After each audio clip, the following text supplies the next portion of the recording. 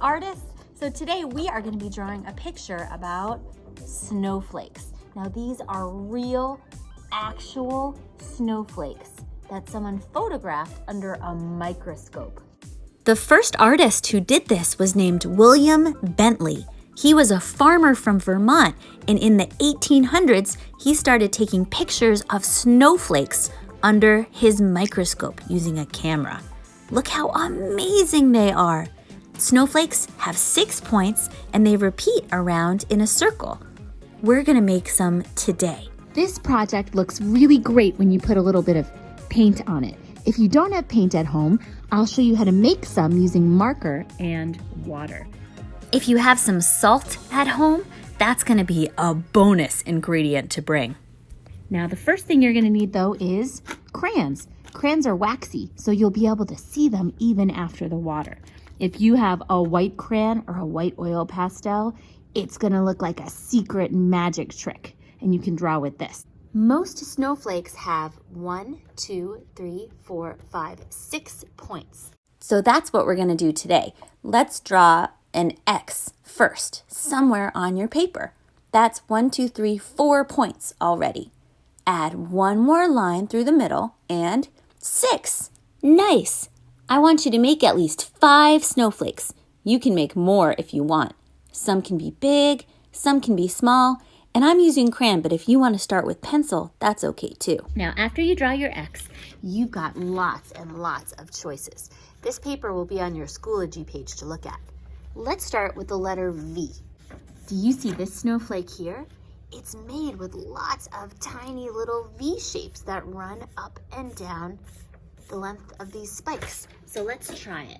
I'm gonna start by drawing a V on the ends. And now a bigger V, bigger, bigger.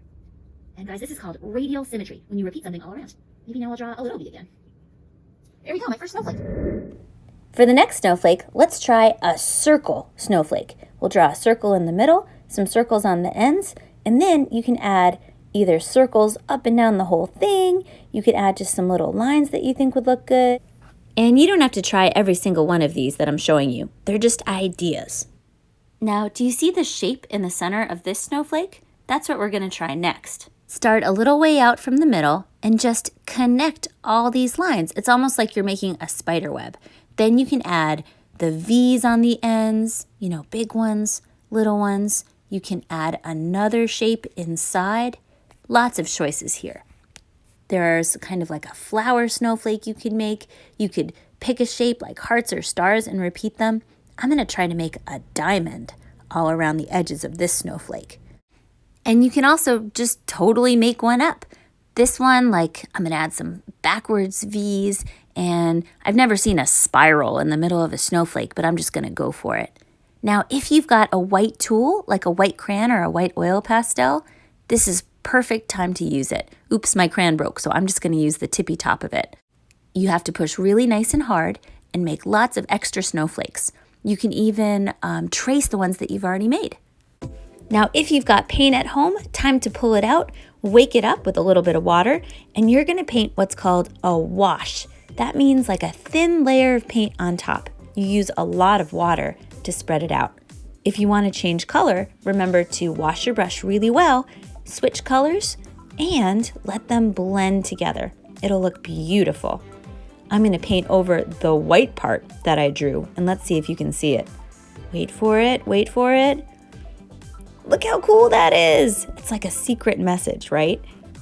Now, after you painted a small area of your picture, here's a really cool trick you can try. Ask an adult for some salt from your kitchen. Grab a little bit with your finger and sprinkle it onto the paint. It has to be really wet for this trick to work. So add more water on top if it wasn't wet enough. Then just let the salt sit there and really cool things are gonna start to happen. Now, if you don't have paint at home, don't even worry. Grab some markers and color right over the crayon. Then you can add water on top. And if you're using nice thick paper, it should spread out really well, just like the paint. This works on printer paper too, but it does get really soggy, so you just have to let it dry. Try adding some of the salt on top, just like I did before.